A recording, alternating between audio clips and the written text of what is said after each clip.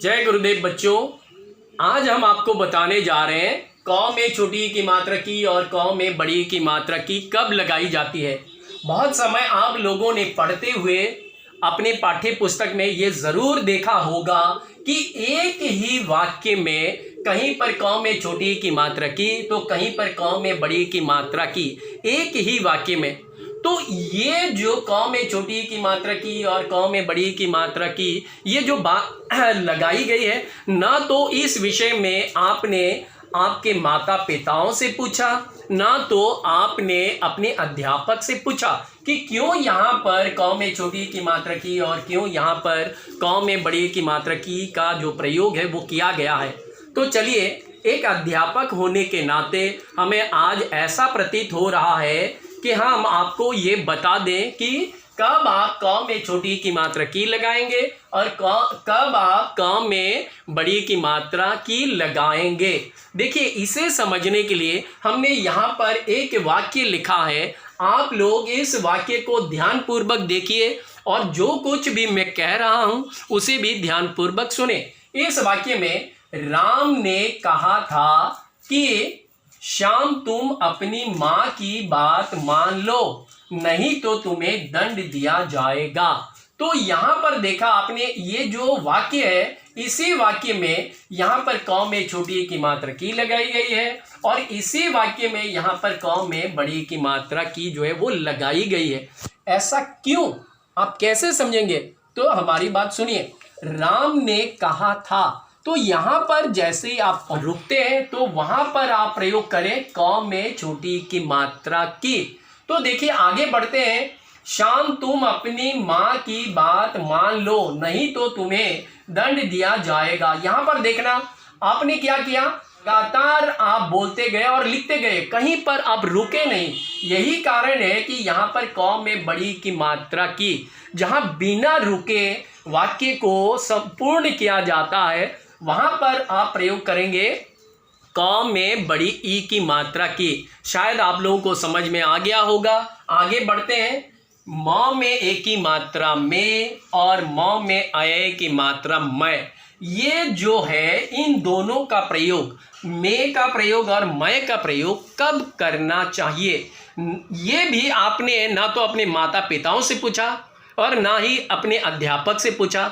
न पूछने के कारण आपसे ये गलतियां जो है वो होते रहते हैं, क्योंकि हमने बहुत बार आप लोगों को बोला गया है कि देखो इन शब्दों से वाक्य बनाओ। तो जब आप वाक्य बनाने के लिए जाते हैं उस समय हमने देखा कि जहाँ पर मैं का प्रयोग होना चाहिए, यानी कि म में अय की मात्रा बिंदी मैं का प्रयोग होना चाहिए, वहाँ पर आप लोग म में ए की मात्रा बिंदी में का प्रयोग करते हैं। तो ये गलती क्यों होता है? तो देखिए, इस गलती को आप कैसे सुधार सकते हैं। देखिए, इसको समझने के लिए हमने यहाँ पर दो वाक्य लिया। पहले मैं पहला वाक्य बताता हूँ। बाग में हरी हरी घास है। तो देखिए, यहाँ पर में का प्रयोग किया गया है। क्यों यहाँ पर में, म में एक ही मात्रा बिंदी में का प्रयोग किया गया है?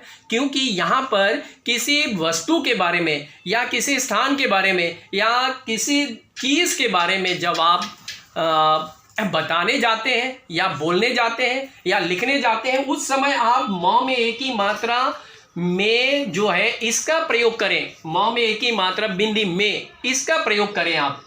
इसे और बेहतर समझने के लिए हमने और एक वाक्य इधर लिया, जैसे कि तालाब में मछली तैर रही है। तो देखिए, यहाँ पर ये में का जो प्रयोग है वो यहाँ पर इसलिए किया गया क्योंकि यहाँ पर तालाब और मछली आप इनको संबोधित कर रहे हैं, इसलिए आपने यहाँ पर म में एक ही मात्रा बिंदी में का प्रयोग किया है। तो आप लोगों को इस बात का ध्यान रखना है कि जब आप किसी दूसरे चीज़ के बारे में संबोधित करना चाहते हैं तब आप वहाँ पर डालें म में एक ही मात्रा बिंदी में। अब आगे बढ़ते हैं। म में अय की मात्रा बिंदी मैं, ये म में अय की मात्रा बिंदी मैं कब लगाई जाती है ये आप कैसे समझेंगे? देखिए, इसे समझने के लिए हमने यहाँ पर दो वाक्य लिया। तो पहला वाक्य मैं पढ़ता हूँ, आप लोग सुनिए। मैं खाना खाता हूँ। तो मैं खाना खाता हूँ, ये जो वाक्य है ये आप अपने आप को संबोधित कर रहे हैं। तो ये आपको ध्यान में रखना है, जब आप अपने बारे में कुछ बोलने जाते हैं तब आप वहाँ पर म में अय की मात्रा बिंदी इसका प्रयोग करें। इसे और बेहतर समझने के लिए हमने और एक यहाँ पर वाक्य लिया है, ध्यानपूर्वक सुने। मैं पढ़ता हूँ, तो मैं पढ़ता हूँ, यहाँ मैं कौन है? आप अपने आप को संबोधित कर रहे हैं। तो ये ध्यान में रहे, जब आप अपने आप को संबोधित कर रहे हैं या अपने आप को समझा रहे हैं, वहाँ पर आप लिखिए म में अय की मात्रा बिंदी मैं। तो आज के लिए इतना ही।